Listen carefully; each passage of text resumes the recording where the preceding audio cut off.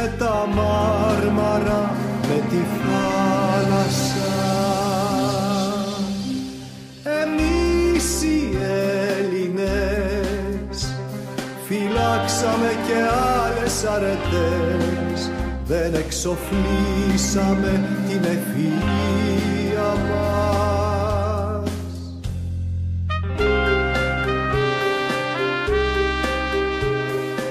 Σ' έναν καιρό πιο ήμερο και πιο γενναίο, δεν θα διστάσουμε, δεν θα αντιλιάσουμε, από τις κρύπτες θα βγάλουμε